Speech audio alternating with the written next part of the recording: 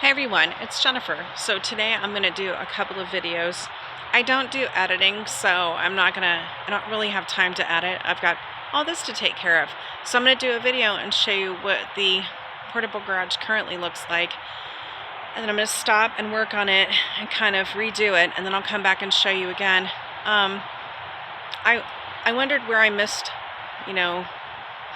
the lack of quality on this garage, but I realized all I had watched were videos on how to assemble it, not, the problems with it. So that's what I'm hoping to save any of you who are going to buy this, either save you from buying it or save you after you've purchased it.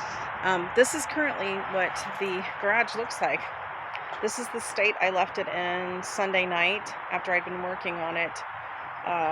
It took a long time to work on it inside and outside just to kind of get it tightened down so that it didn't move.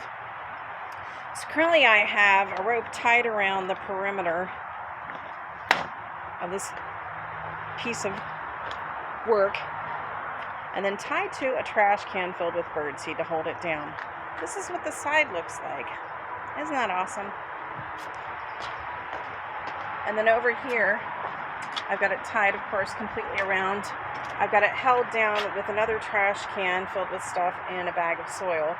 Underneath, I've tried to pull everything in and put stuff on it. I just wanted you to see what I did to try to hold it down in the high winds we had on Sunday.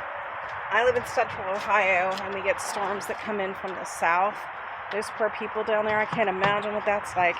We get kind of what's left sometimes, or there's a little stray kitty I feed.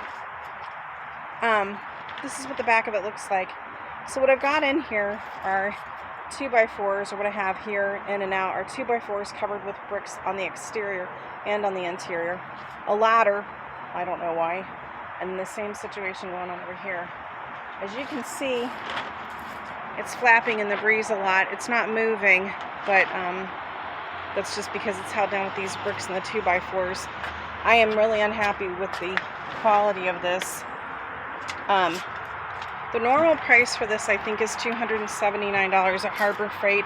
Don't you dare pay that. You will be regretting it. I can't really actually show you the inside. I didn't untie it. Maybe I'll pause and do that, but don't you dare pay $279 for this. Please don't. I think it's $279 regularly, and then they have it for sale for $179. If you are prepared to spend extra money on things to substantiate it, fortify it, then go ahead and do it. But otherwise, I think I would try to see if I can find it on Facebook.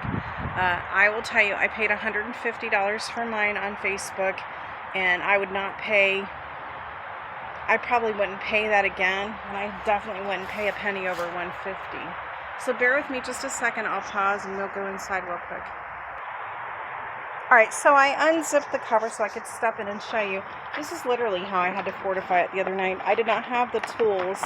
I woke up at noon and spent time trying to figure out what to buy. It took me 2 hours to figure out what to buy and to go get it, and then I spent another 4 hours just working on this. It doesn't look like a lot of work, but basically you can see that I pulled everything in and tucked it down.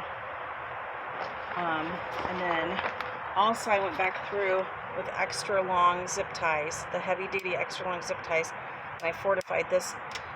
My dad and nephew, when they worked on it, did not completely screw in the bolts, so they were loose. So every time the wind blew, this thing would kind of basically breathe. Up here you can see, hopefully, I have used smaller zip ties to put on and then wrapped it with the bigger one, and I basically went through, it's really hard to show you, but I basically went through with bungee cords and pulled it together. Now, shout out to Mike's brother Lyle. Thank you. He said that the bungee cords would not work and then I would need ratchets, or a ratchet set. Ratchets, whatever you call them. He said I would need those. So I will definitely consider that. I didn't expect to spend above and beyond what I paid for this, so I'm a little surprised. They make it sound like there's everything in there. Yeah, if you have the perfect situation. Can you tell I'm bitter? I am a little. Alright, so here's where you can see where I put on the small zip ties and then use the bigger heavy duty ones to kind of add additional support. This is I know, it's a dumpster fire. Is it a camper fire? Portable garage fire? It's just a disaster back here. But that's what it looks like. You can see that. And then I got up on the ladder and way up there, let's see if I can zoom. Okay, right across the orange strap, you can see right there, oops, right there, whoa, that I fortified it with the smaller ones. I don't know why I don't have a bigger one up there. I leaned up against Daisy on the ladder and put a dent in the back. It popped back out, as you can see, like it's okay. That's basically what I did around. Now today I'm going to do some other work on this, but here's what I realized and you need to think about also before you buy this. I wish I would have known this. I looked at it and it showed the flaps. I'm going to go back out. It showed the flaps on the side, so I stupidly assumed that there were going to be flaps on the front of it. There are no flaps, like on the bottom, is no extra. I guess, let me try that again. On the bottom of the front of the garage, whoops, we're really close. Sorry about that. There is no excess on the front. Where there is excess on the side that you can see, that excess really is just a great way to catch extra wind. So you need to bolt those or secure those down. Inside I did it thinking it would work. I'm going to try to move the garage back to where it was originally and then pull those flaps down and out and secure them with bricks. I have a lot of bricks. But know that there is only excess material on the sides and not on the back. And that causes a problem for many reasons. First of all, there's no way to secure them that I can think of. If you're watching and you know, please comment and let me know if you know a way. The other thing to keep in mind too is this won't keep the critters out.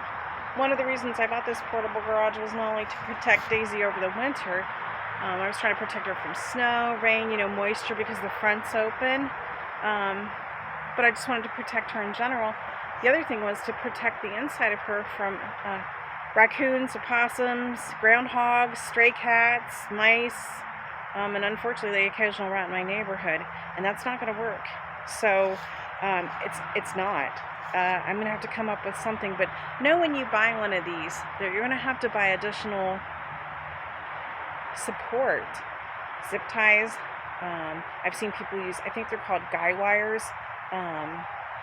Bungee cords, ratchets. Just know that this on its own will not stand. I watched a video last night of a guy, and I'd give him credit if I could remember what it was. I may put it down below. But he had ropes and guy wires and all kinds of stuff to hold this thing down. Just know that your initial investment is just your initial investment. There will be more expenses. The anchors they gave me four. And they're only meant to go into, I guess, soil, although not sandy. I mean, just know when you buy one of these that the materials that they give you, the extra stuff, is probably not going to work. I'm not being negative. I'm just telling you, know that you're going to have to buy other things to support this internally in the structure and externally to just hold it down. So maybe when you're looking at this, perhaps reconsider, see if you can find a better structure that's got everything with it or is just built better. This is just a bunch of hollow, cheap metal tubes with a thin canvas over it. If you live in a area that doesn't have much weather, very few high winds, not a lot of sun or something, I don't know, just not a lot of weather, this may be perfect for you. Or if you can cover it with something else, but just know that. I just want to save you guys some time. I wish I would have known. All right, thanks for watching. Bye.